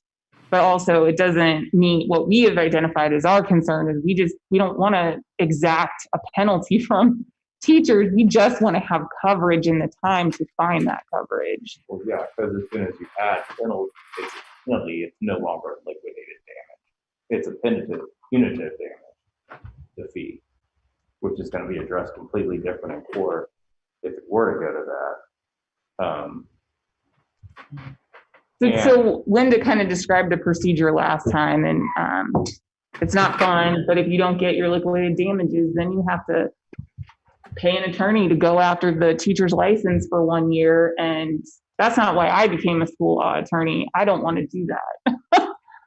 Well, you don't really have to even hire an attorney. It would come before the Professional Practices Commission, and it's pretty much if you violate your contract, if there's not liquidated damages, the Professional Practices has no choice but to suspend the license. It's not involved hearing at all. I've sat through several of those, and we even went through a lengthy process a couple years ago to determine, really what it does is if there's no liquidated damages, an individual's license will be suspended if it's brought before the Professional Practices, which is why I struggled with this as well, is because that can be career ending for someone. And, do we really want to say that we're going to end someone's career because for a variety of reasons that I'm privy to in my position, people need to get out. And we can say there are exceptions, but exceptions are not always equitably levied because people make these decisions, and so it's subjective, it's not objective. And I really struggle with this being a career-ending decision. And certainly that is not our intent. I mean, our intent would be, well, this is a solution, but a suitable replacement. I mean, let us find a suitable replacement, and we'll part ways. If you don't want to be here, and we can find a suitable replacement, let's do it. Of the people that left this year, were we able to find a suitable replacement for how many were there 10 positions this year or last year that they found a suitable You can't look at replacement? this year. You'd have to look at the year before. Year Year is a cluster. This is a solution, by the way, Stephanie, that is being brainstormed. Yeah, I'm sorry. And maybe, yeah. Can I just jump in here on two things I want to give some thought to or just put out there? Number one, Linda, most people, I think half the people on this team didn't realize when you had shared just the fact that could happen in terms of Professional Practice Commission. And I haven't heard it come forward as anybody here wanting to say they want to do that. I was curious to know, do teachers have knowledge of that? I don't know, but I don't hear that there's any traction for y'all wanting to do that at all. And if it comes back up, we'll put it down here. But the other thing I want to ask is, are we okay? I don't want Dr. Shoemaker, I don't want the district team, I don't want Rachel to feel like you're having to have a forced conversation that maybe my head, I've been doing some private sector stuff all week long, and there are some that, are there certain things you shouldn't talk about right now in terms of competitive statute or stuff like that? Does that apply to public school districts, Rachel? No, we're okay there. Okay. I just wanted to give. Thanks for asking. That's all I have. An interest would be like, we do need to judge whatever solution based on, we don't want it to be a career ender for people. I mean, I think we all agree that. And there are situations where we've had people going through stuff in their life, they just don't have $1,000. They're not going to have $2,000 either. And that puts a human resources professional in a terrible, you feel like the tax collector. I mean, it's not fun. So, I can't think of a time in 5 years that we went after someone's license because of a late penalty. We have for other reasons, but not for a late penalty. So what would happen if you just couldn't find a suitable replacement They'd have to stay for the rest of the school year until their contract's up? for the contract they signed. And then if they didn't, then they would have breached Then the they would have agreement, breached their and the contract. district would be in the position of deciding whether to file that with the professional practice support or not. right? We would have the obligation to post and interview and try to find. Are there ideas that you've thought about, Mike? Have you thought about ideas that we've not put forward here under Brainstorm Solutions, or is that a loaded question? Or It seems like you guys really just came with a problem for this committee to try to solve. You didn't come with any predetermined positions, but do you have any ideas that maybe haven't come forward? I feel like I'm getting too far ahead. I think the committee should brainstorm some more solutions rather than me. No, I appreciate that. I'm probably too close to the situation. It's a hard, because I don't know how creative you can be, and test me on this one, guys, but it's like the options in professional negotiated agreements with teachers are typically there is some liquidated damages or it's a suitable replacement. I don't know of any other. Sometimes it's a combination of the two. Right. Sometimes it's a combination. I don't know of any other options for that. And I guess you guys, because I'm a direct communicator, I'll just say, I think, the district's wondering if there's a way that we can go from a late resignation to a suitable replacement, if there's a way we can do that with meeting all the interests. That's to state it directly, kind of, now there may be other solutions. I just, when you're looking at P&A language, I don't know of any others.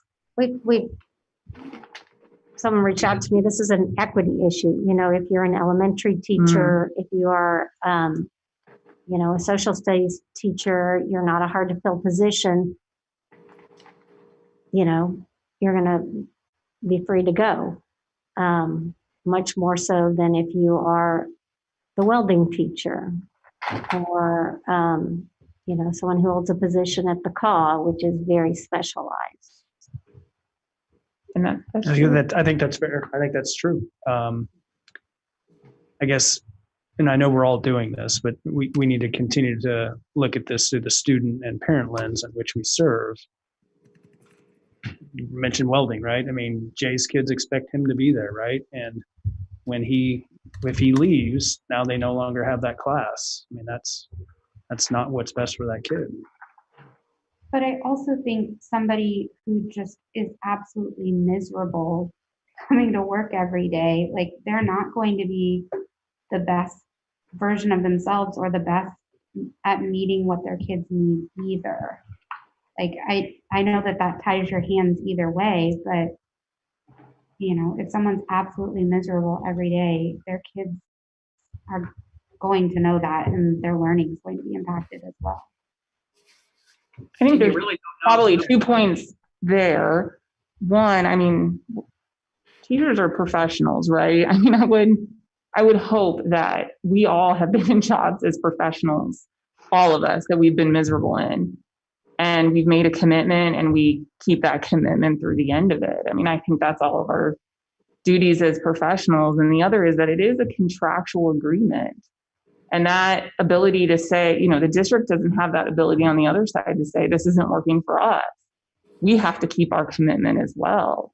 But this clause in our contract did come to the table in our history, and it was agreed to both sides. And it is something that I personally feel strongly as needs to be there. A suitable replacement on an open-ended timetable, not a lot of motivation to that's a really wide way to say it. I'm sure there's a motivation to get filled, but no urgency, because if you string it out to the end of the year, then the problem will go away. So maybe a potential solution is to look at a timetable of a suitable replacement. Can you get someone to the semester? I'm just trying to brainstorm a solution here. I have a hard time removing something from our contract that was fought for and bargained at a time and was accepted by our board. And I know boards change and people change, but there's a lot, that's a slippery slope in our contract to go and remove language. It's another thing to go and edit it, alter it, see what that does. Your point's taken on the motivation or the timeliness. I would understand why that would be a concern. Totally understand that. I acknowledge that. I guess I would submit too that this would be an altering of the language. It's not getting rid of it. We're asking to change what the parameters are. I haven't put down as a solution to remove. I have two questions. I'm sorry, Mike, go ahead. I interrupted. I think Finish. that was it. I think that was it. Sorry, I'm kind of, we're I have a down, question. Oh, go ahead. and I don't want to start rushing you all, but I also don't want to end us at 5. So can we just do a check-in and say, can everybody go another 5 minutes or 5 or 10, maybe past, to get to a point of stopping on this without just abrupt? Everybody good to go to maybe 5 or 10 after? Or? Sure. Yes. Okay. I do think too of the incentive from some staff that has talked to me about it, especially those staff that are teetering on retirement, that $1,000 is an incentive to them. And that maybe part of that is looking at, and this, possible solution of increasing that to a more incentive level of them. The early resignation. Yeah. Piece. The early resignation piece of, and maybe that takes some of that into the stuff and helps create more ability for us to know ahead of time. Are you suggesting to give a little more on that end so that we can? Like, I think what Jay's saying is like, maybe if that was more highly incentivized, someone might say, this is a brutal year. I can let them know in February that I'm going so they can replace me and I'll make it through. But like you say, when that $1,000 came up, which I think that's been there. I've been in here, this district, a long time. I think that's been there a long time. $1,000 now isn't what it was 20, 30 years ago. How many? We have a solution. I just want to increasing- clarify, are you suggesting to bump that while at the same time doing suitable replacement as kind of a give and a take, or just bump that and not do anything on the other? Or just throw that to our brainstorm list and we can see. Okay. Yeah. Yeah. Well, no, Add it in with another piece. It's not just that sole solution. no, and to me that's the stopgap of like, does this fix a little percentage of some of the late questioning thing? If my solution throws in and fixes 15% of whatever, then that's a decent chunk of that pie, I have a question. If you had both liquidated damages and a timetable of suitable replacement, you would still pay the $1,000 for breaking your contract, but you would stay until they got the suitable replacement. Yes. What There are is some that? districts that have a double whammy, But is what what I if, would call it. We do not have that. We have one or the other. But could it be, if you absolutely need out immediately or whatever it is, whatever, you would have to pay liquidated damages. I'm asking legally. Or if you can hold out for a suitable replacement. I think those are all solutions. yeah. Is that like legally that would be possible? And the flip side of is I resign. You can't find a suitable replacement till the end of the year. They're now I didn't technically breach my contract, so. I mean, if Can there I- was language. Sorry, Stephanie. Go ahead. I was just responding to Jay. I think you would be in breach of your contract in that scenario. Well, if you Because, stay till the end of the year. you stayed. Yeah, if you finish the year, then you wouldn't owe the Oh, yeah. penalty. That's So what I'm saying. That's you're like, throwing out a possible solution of an either or of contract language that states you may give late notice of resignation and be released on a shorter time frame upon payment of a liquidated damages amount, or alternatively, you may give notice and ask the district to seek a replacement and stay. Is that a solution I'm not capturing here, guys? It'd be like a combo of liquidated damages or, staying until a suitable replacement was found. So Lindsay, if I say combination language, it's captured it good enough that when you come back to this, you'll remember what y'all were talking about. well, tier 1 would be liquidated. Tier 2 would be replacement of the combo language. Yeah, I think Stephanie, what you have written is Okay. It's good so that when we come back to this, we can. remember. Also, in order for you all to really brainstorm solutions on this one or select from your solutions, the next time we're together, this probably should be right at the top of our list. But does it help for Rachel, either now in our last 8 minutes or to start this next time with walking us through the current language, any questions people have about an understanding about the application of that language? I mean, you all maybe know, and you maybe have your contracts open right now. I don't know. Is it helpful to look at the current language right now, and or does it help to look at, Rachel, do you have thoughts on that? I can pull it up. If I speak for myself, I know it pretty dang well. What is the timeline, Mike? When someone comes to you and says, I have to resign mid-year, here's my check. How do we effectuate that? I'm going to stop share. So maybe now if everybody could just review it so that when you come back together on this, everyone's kind of on the same page on what it does now and what it doesn't. Right now, Rachel, by our interpretation of the language, if they hand us a check or make arrangements to have it taken out of their last paycheck, that's we effectuate whatever they request. Do you do 2 weeks or do we do 2 weeks? Because they can immediately.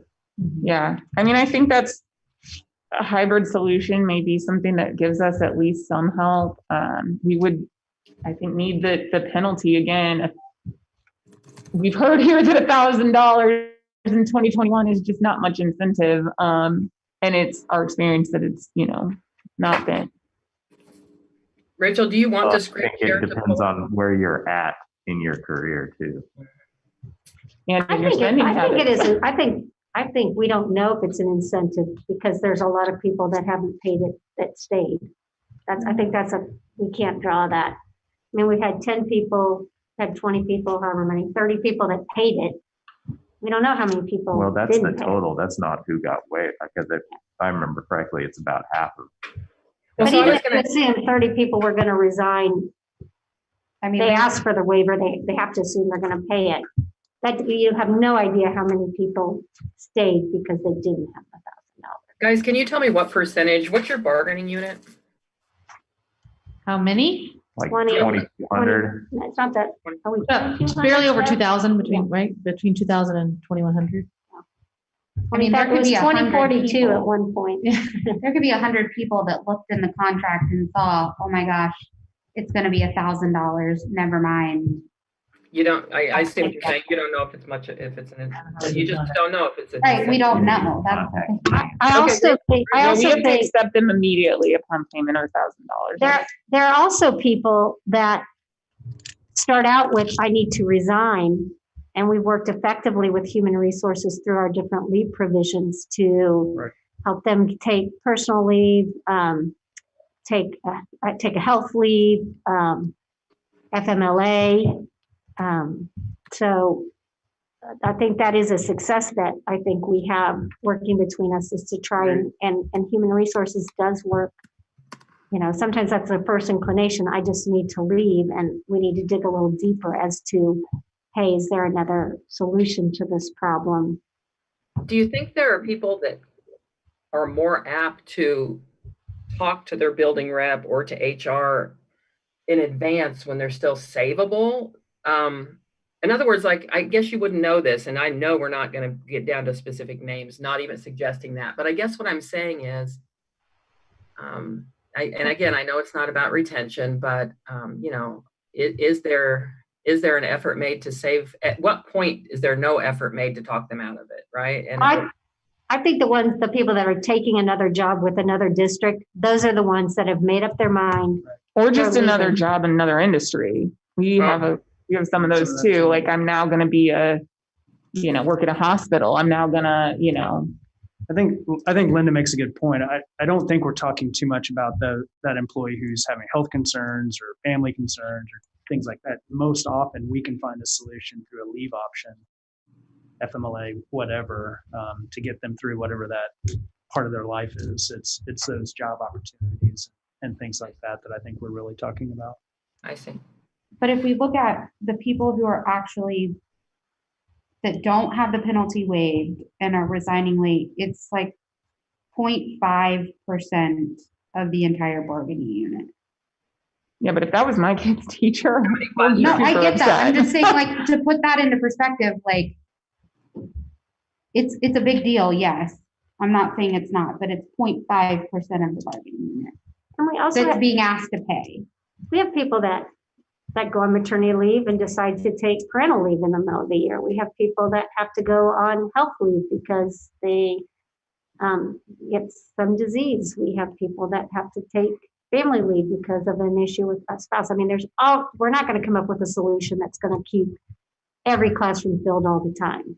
And so I think that's It's what about- the point of that 5% is, we probably have a higher number of people out each year who are on leave for maternity or health leave than that. So I mean, I think everyone agrees you're probably not, your goal is not to get to 0, but to get it down. Is that what you're saying, guys? That there's going to be probably naturally getting down to 0 early resignations? I don't know. I don't know if other districts do that. I know other districts take a much stronger stance than we do. So I can't report what their number is. Yeah.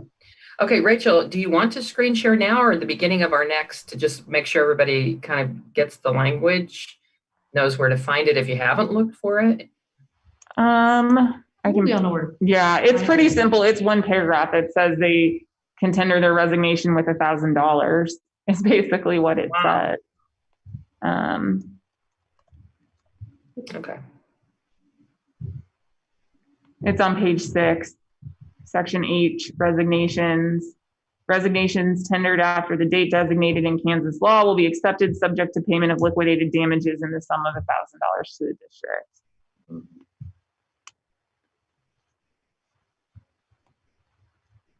And then where does the suitable replacement language come in? Is that in the contract? We don't have any ability to get a suitable replacement right now. Okay, so we do. We could have a day's notice, a week's notice, 2 weeks notice. It wouldn't even be possible to complete the hiring process. There would have to be a sub. Right now, they can leave the next day, and they have. I got you. It's not a positive note to end on, but it does seem as though people probably want to, if you're like me, you get in your car and drive and you start thinking a little more about it, and you're taking a shower, whatever. It seems like this needs to, I don't know if it needs to percolate, sink in what the word is for it, but maybe a little bit of time until we talk about it again. There might be a different eye towards it or some. I think you've already got some great ideas. It's a matter of working through a combination of what those are. I think Lindsay said it may just be a combination of something. I don't know. But are we okay to be at a stopping point at this? And can I use 2 minutes to tell you all what you still got open? Yes, because if we continue this one, it's probably time to pick an NEA issue then. Yep. Okay, so this may help when you, Rachel and Jill, are putting together the agenda next time. It sounds like we will be picking up with early resignations. So here's what I still have on my open list. Shawnee Mission number 5, PLC. My notes say that was an outside committee report. There was a decision made, and I don't know if it's changed, related to maybe late starts. Is the Shawnee Mission number 5 professional learning, is that still just hearing from the outside committee's progress? Because I also think that I have a notes on it. I have it. You guys did brainstorm 311. You said the committee looking most seriously at late start, subcommittee working up mock schedules. That's where you left that one. Yeah, I think I dropped the ball on that. I will reconvene that team between our next meeting. And John and Lindsay are part of that. Okay. But also, Dr. Morgan brought up that CARES teams are also suggesting some solutions, so we can report on as much as we can next time. All right. So the PLC is really a report back next time, if there is a report back. And then professional development, number 5, the professional development notes I have, you all, I think, are done with it. You all had this subcommittee draft some questions for the needs assessment survey. And at this point, I think you're done with it for this bargaining year. Am I correct on that? Yes. I'll take it to ELT and get back with you with if there are any changes at all, and then we'll look at adding it to survey. I didn't hear that. Whoever's speaking All right. over there. Yeah, I believe we're in a really good place with that. I'll take the questions that were submitted. I will run them past the ELT early next week. And if there's just a word or two change, I'll get back with Linda and Jonathan on it. If not, I will get those submitted in the survey. Okay, so it'll be wrapped up via Linda's and John sort of offline, and it'll be submitted. So then that really kind of comes off of our list. I don't want to be premature about this, but resignations we're going to pick up as your first agenda item for your next date. And then you still have this left. Shawnee Mission School District number 3, ensuring adequate staffing on high leave days. I don't think we even unpacked that yet. NEA number 2, I just have it listed as work-life balance. I'm sure someone can put their hand on what the problem statement was. Shawnee Mission number 1, grievance procedure. I just want to flag, while it may not feel like it's a burning urgency, it was carried over from last contract cycle. So I'm just noting that. That was the desire to sort of see if the grievance procedure can be improved. And then NEA number 1 and 4, I think those were both y'all's compensation, including healthcare. If I'm correct on that. And I think that at some point we wanted to find out when the healthcare committee is sort of rolling and can do a check-in with. And then NEA number 7, I'm not even sure that this was, the NEA number 7 was about, and I probably didn't do the initials right. I don't know what ESSER stands for, but it was a committee that was basically tasked with seeing how the ESSER money was going to be used to support kids in learning loss, and they were going to report to the board in April. And I think it was Dr. Hubbard who was our connection to that committee, so that if it did require negotiating, if it related to economics, this committee would know that. That's what my notes say. So feel free to jump in and correct me or add to. NEA number 6 is about class sizes. Oh yeah, discussion. Right. Discussion, individualized learning. Oh, I do have that circled. I called it individualized learning, but again, we will read the problem statement when we get to that. Should I call it class sizes, or is that embedding a solution? It's adequate individualized Individualized learning is fine. Yeah. Okay. I think we would like to pick up with first resignation next time, but NEA number 2, work-life balance. What is your next meeting date? And I'll put it next to these. April 15th. And then, and I was going to also just kind of challenge you guys to look, do you have enough dates? I think we've kind of done that in the past. We've got April 15th and April 29th. Okay. And then we'll have 2 in May. At our first May meeting, that's, I think, when we anticipated having Russ Knapp do the compensation presentation. So, I mean, I don't want to, unnecessarily put time pressure on us, but, we basically, before we start compensation, in theory, have 2 more meetings to try and see what we can get done on the other issues. Yeah. We talked about too, if the need came, would we look at having a longer session in the afternoon sometime? Yeah, right. We do have association lead time that we could use. Yep. Yeah, I think So I mean, good thing is the resignation that issue that you're working on now, if you pick that up on 415, and if people come ready to just dig into those solutions, add anything that comes up between now and then, and start piecing together which of those start to gel for this group. That shouldn't take, I would say, I don't want to predict, but we're still going to have time to really dig into a second or a third issue. I heard Jill say maybe the work-life balance. Yeah, but I do think that's going to need to be April 15th and April 29th. I just have It's a big issue. Yeah, with lots of layers. Okay. And then what else comes down here in terms of? Did we talk about with grievance going through and doing frame and focus, interest, and then Send it to a subcommittee if the team agrees, yeah. Which I don't anticipate it would take super long to frame and focus and then share interest. But Okay, I do want to get to that issue Well, this year, Probably be good then to get that April 15th. April 15th so that we could get it to a subcommittee, so there would be I mean, if time. it's helpful, I will really organize my thoughts and kind of, try and really concisely share them. Yeah. But I think basically we need to get interest written out so that that committee can have that checkbox. If if there's a solution that committee is able to come to together. And if we So, put that on the agenda, we're going to ask Kevin to be, hopefully maybe we'll be back in the boardroom, not doing hopefully vaccines will be good, so.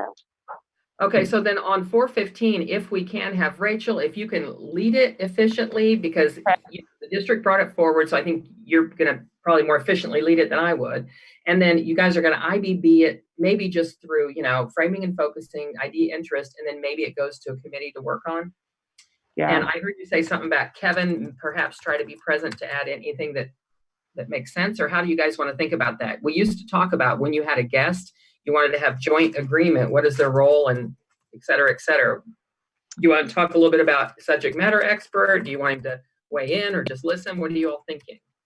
Well, we expressed that, Rachel brings her legal expertise for the board side, and Kevin is our expert staffing wise on this issue for our team. He also has been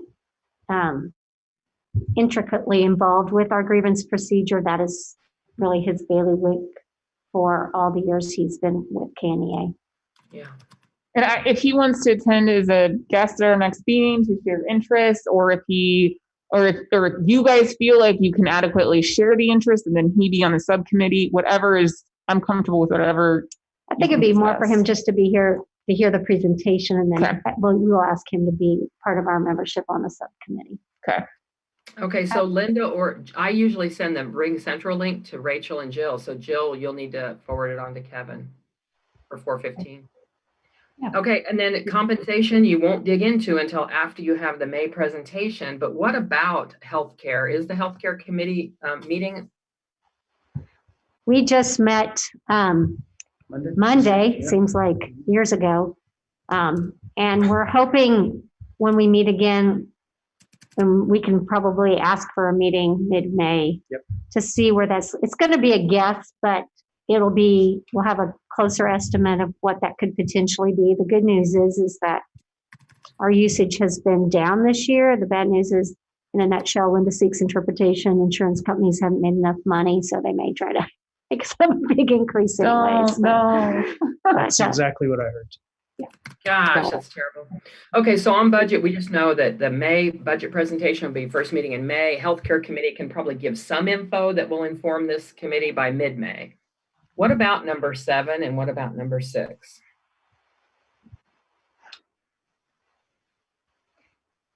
Well, I think 7 and 6, I mean, I don't know where that comes in, but I mean, I guess we're going to have somebody who serves on that committee give a report. Abby, did I say? And I hate to say, if you jump up, I missed the district's number 3. All right. You got 3 outstanding, none. I am on the elementary ESER team. I led the high school. So there'll be, So when you're referring to ESER, the federal funds, I'm sure you're going back to the CARES team that has been meeting for the past month and a half. So yeah, so I led the high school. I can certainly invite Sherry Dumoulin, who did the middle school, and Abby was part of the elementary. I would suggest that our next meeting, we look at potential half-day or couple half days or an all-day session when we get to that compensation and healthcare. And so if we could just have our calendars to figure that out next time, I think that would be good. And keep in mind, we should know the final schedule then and some of those issues that relate to when it would not be good to have 3 high school teachers out. So I know we're all sort of jumping around right now in different areas, but I just want to confirm, Jill and Rachel, it looks like your agenda for 415 is going to be resignations, work-life balance, and grievance procedure. Mm-hmm. And then what you do with adequate staffing on leave days may come in on 429.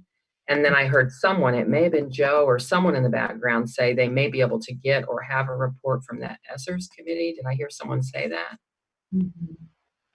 Yeah, And I think that could be for us more towards one of the last things we do. It's more knowledge. It's a discussion item for this committee so that we can let people know, that we represent, what that money, how that money's being spent. Not to criticize it, but just to be knowledgeable. It's a pretty substantial amount of money, and be able to go back and say, this is how the district is shared with working teams at both levels. And Okay, and now, Joe, you were not real close to a mic. Did you say you would arrange for a couple guest speakers to present on where they're going with that, or you'd get the info and present back at some point? I think if necessary, I'd be more than happy to get some people for a report, but I do think it's further down the line.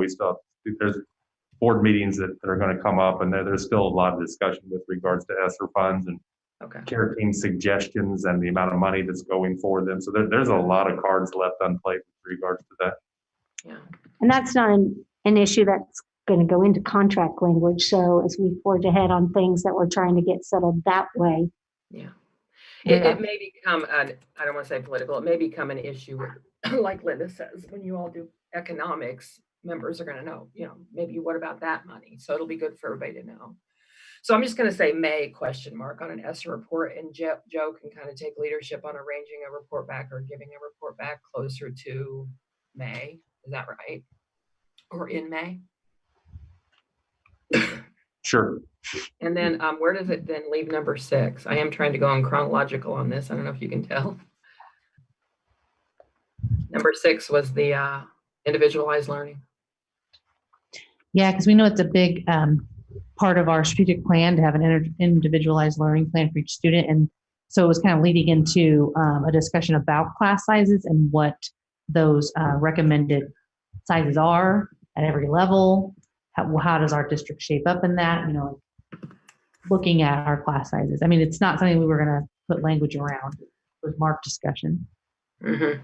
We described it as individualized learning because if you had, a class of 30 as opposed to a class of 20, it's going to make an impact on how you can individualize every kid's. Is there information that this team needs to have that discussion?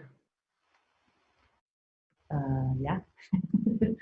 I would say class sizes at every classroom. In terms of prioritizing, what are our dates again? 4/15 and 4/29 are our 2 April dates, right? And so I have that the very last one you have on there, number 9. I actually think that would come up before 6 and 7. Is that what you were kind of saying, Linda? That the compensation, NEA-1 and NEA gotcha. 4 would actually come up before number 6 and number 7. Oh, okay. So you guys may go ahead and tackle your compensation, and then just ESSERS is going to be a report so people can talk about it and understand it. And then is individualized learning, though, is that also a check-in, or was that marked as discussion, or was that marked as? Yeah, I think so. Okay. And I do think that, I'm going to reiterate it again, I think that compensation issue needs to be something that we can do when we're fresh, because we did a lot of creative work last year on how, and I think if we could figure out a longer period of time to do that would be better. Right. Okay, so I'm going to send this to Jill and Rachel, who do your agendas, and I think this just gives us a little bit more focus so that we don't end up scrambling or not being fresh when you get to economics, in terms of this committee being stressed about time frame. So does this look right in terms of everything that's left, sort of when you think you're going to tackle particular things? And am I missing anything? And this is going to Rachel and Jill just to kind of work from as they pull agendas together. And later you could figure out what you need for the individualized learning discussion. The only thing I would see is that we should have another one crossed off, but it must not be on there. I know we like to cross things off, but the one we just talked about at the beginning of this meeting, staff meetings, I don't remember what number that was for NEA. Might have been number 3. Well, NEA-5 was the professional development, but then we had NEA-3, I think. Okay. Just so that it looks like we've crossed off 2 things. 3. Yeah. Okay, good. Well, we have accomplished part in that. NEA-3 was discussion around staff meetings. Okay, that's Yes. right. No, on that one, I mean, that, yeah, we can put that on here, but I think that was just checking in on was your TA from last That's contract. true. That's true. Yeah. And then also on this one that I've marked out, oh, I know you guys have a whole bunch more TAs. I'm pretty sure. I may be wrong on that. I didn't list all your TAs here, just FYI. The only reason I didn't remove this and only marked it out is because if there's some change in language that has to come back here. Got it. I was just not going to put it on. This is just your remaining issue. So I did not list all your TAs here, guys. Okay, no problem. I think we need to highlight that, even we don't necessarily have TAs, we've accomplished a lot through discussion that helps both sides have an understanding where we are, and to communicate that to, when we, as we write our communications, not language is everything. And so we've dealt with issues, and I'm going to put just number 3, staff meetings. It was last year follow-up, but it did dominate your day. Okay, we did go past, we did a half hour past. I got to go take a 17-year-old granddaughter to work. good. Freddy's. I can't drop her at work without getting a coffee shake with a brownie added to it. It's a problem. Salted caramel shake for me if you're going. Thank you, Stephanie. Thank you. All right, bye guys. Have a good one.